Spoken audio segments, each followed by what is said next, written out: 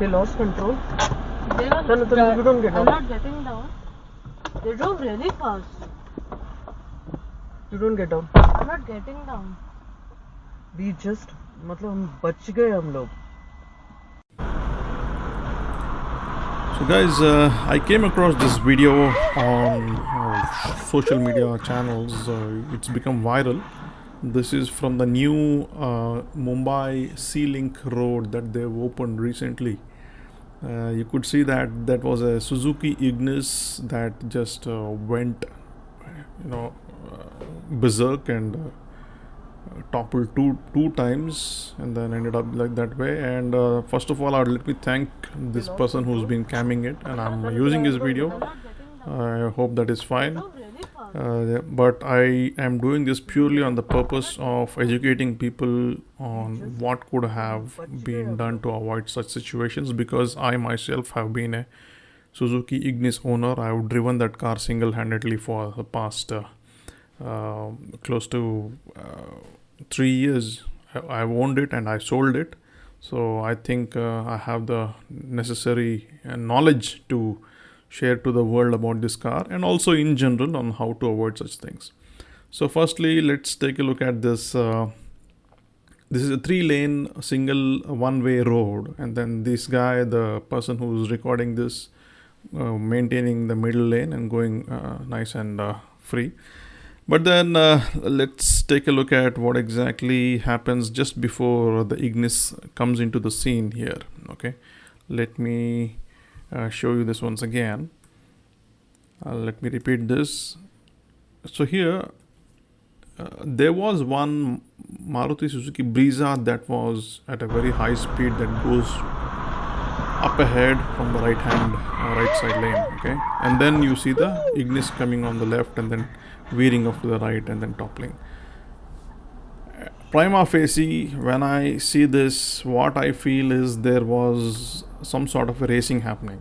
I mean, in general, the way I think and the way I have experienced on the roads, when a car has been going at such a speed, especially the Brezza, I think this guy too was trying to chase them, and then he couldn't really control the car, and then this was the event.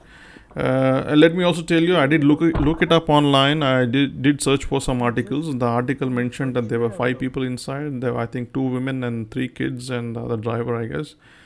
They have been injured. The people have been injured, and touch wood and thank God they are. I think they are recovering in the hospital, as far as I know. And my prayers go out to them, and I just hope they recover and they learn their lessons. Okay. And let's discuss about why.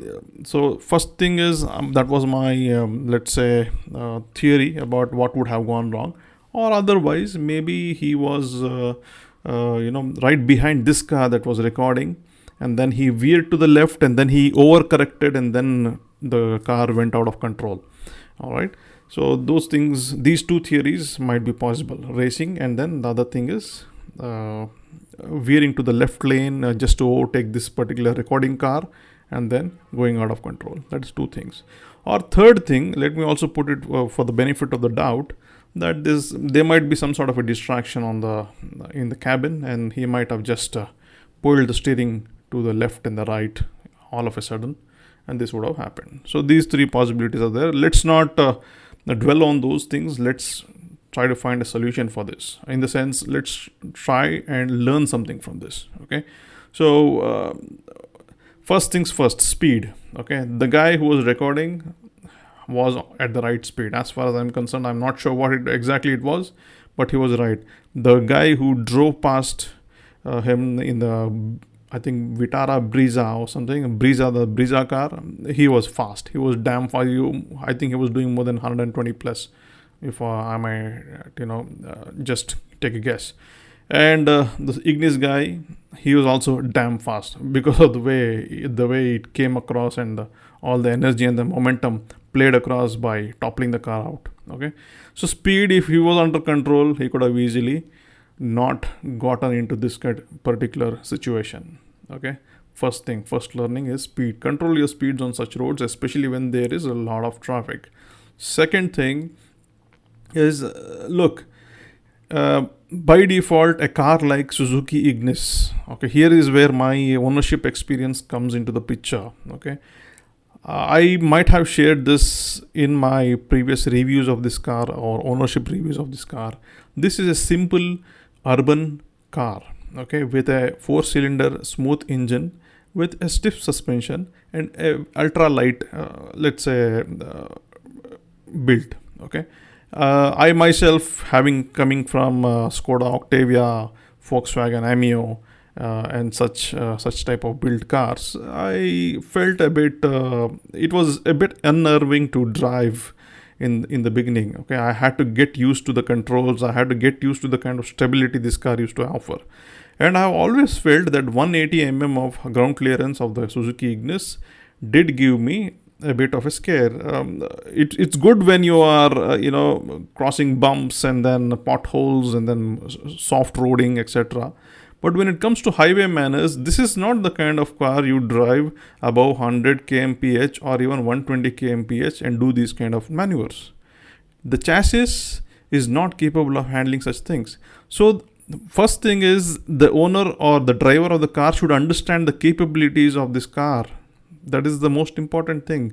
I can't stress on this more, because this is something which is a bit snowflakeish. Okay, it only comes with experience. When you have driven certain cars and when you maneuvered it, there is a certain learning that takes place in terms of the capabilities of its and the dynamics of that car. Okay, this is all I can say. It only comes with experience. Okay, keep that in mind and understand the capabilities of the car, and don't push it. Please don't push it.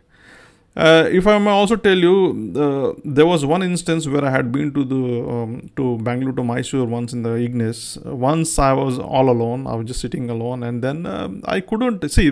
First of all, the engine that it has doesn't go over 80 unless you push it. I mean, the sweet spot of that car, even though it is a 1.2 liter naturally aspirated 4-cylinder petrol engine, is around 80 to 90. And beyond that, it does struggle. First of all, because it is a tall boy design, okay, and it has a lot of it's top heavy, all right, being urban SUV cruiser kind of a product, and it doesn't instill confidence when you're alone in the car, when you take these kind of quick maneuvers on the highway at triple digit speeds. That was very, very scary. When I in the sense, I did try a little bit, but then I learned that this is not the car for those kind of things. That's one thing. Second thing is, I had full load during one of these kind of trips, the long trips. Okay, all 5 people, all weighing around 80 kilos. And that is when I felt that the car was planted, because all 4 wheels of this car had the proper amount of weight added to them, and it improved its dynamics maybe by around, I would say, 30 to 40%. I could do certain maneuvers on those speeds. I could sense that yes, I think this is able to take about 30 to 40% more of these kind of moves and maneuvers. I could feel that just by the fact that the car was heavier than before with full passenger load inside. Okay, so these are the kind of technicalities one needs to learn. I sincerely hope that this guy who were met with this accident was wearing seat belt, and rest of the kids and the women inside also were wearing seat belts, because they say they were grievously injured. And usually, if you're wearing seat belts, all of the occupants are wearing seat belts, nothing should happen. With such kind of a toppling, you might escape with some scratches. It's my opinion. We don't know. But then, even if one single person is not wearing a seatbelt inside, he or she can become a missile. He can become a battering ram inside a toppling car, go hit others, and cause a lot of damage. Okay, you can look up these videos. Not many of them are available on our country's content that we create. But when you look up things in the UK's website and various other countries where they have stricter traffic laws, that is when you will find out that even one person who is not wearing a seat belt can be causing a lot of injuries inside the car when such things happen. That is one thing. And so moving on to the next point. So the Ignis car is a city car, urban car meant for being driven below 100 kmph, 120 and plus is at your own risk. It's very dangerous. Please don't try it in this car. Okay, let's come back to the last point that I would like to mention, that this being a basic car, it lacks a function called electronic stability program, ESP or ESC, in other words, electronic stability control. And various manufacturers have this terminology with their own monikers. So this, what it does is, during such situations when there is a quick steering input at a high speed, there is no doubt that the car will go berserk like this. It will go out of control. But that kicks into place, the electronic stability kicks into place and takes control of certain wheels with braking. Okay, it brakes certain wheels to ensure that it retains the straightest line possible and does not overturn the car or topple the car. That is one thing that I think should be made mandatory for all the cars. Okay, and forget about airbags. Why the hell do you even want to go towards a place where you want the airbags to deploy? When you have ESC in place, these kind of things can be avoided. Okay, yeah, having 6 airbags is good, definitely most welcome, but electronic stability control is one thing we need to have in our cars as a basic for now. Because see, how many times have you seen on YouTube or any other viral videos wherein you see vehicles crossing across from the opposite direction? In the sense, they jump the divider and come into the place, and the person driving or camming is caught unawares. He's surprised. That's not a pleasant surprise for sure. Okay, there can be a head-on collision because of this, and all of these things happen because of the stability of the vehicle being lost in certain speeds due to certain inputs on the steering wheel from the driver. And that can be totally avoided by including electronic stability control and making that standard across all the ranges, irrespective of it being a base model or it being a top end. I think this should be made mandatory along with the airbags. I hope the government is listening, the Ministry of Transport is listening, and I hope even the manufacturers include this into all the new models that will come up at least. And believe me, if you track the data starting from the date where ESC was not introduced in the base models to when it was introduced, I will bet there will be a drop of such incidents. I'll bet there will be a drop of such incidents by at least 30 to 40%. That's my rough guess. But having said that, nevertheless, driving fast and expecting ESC to have your back is also foolishness. Okay, and that is not what I basically intended. But irrespective of this, there are certain situations where you might have to input sudden steering changes, and that is when ESC will come to your rescue. All right, so keep that in mind. And I hope this was most educative. I really felt the need to put this video across because I saw that car, and that was an Ignis, and I had owned it for 3 years. I thought I had to put this in. I usually don't pick up stuff from the viral medias and do this, but I thought I should put my opinion out here because I already had this channel, and I hope this helps people who are listening to it or watching it. And with this, I would like to conclude this short video, and let's hope for the best.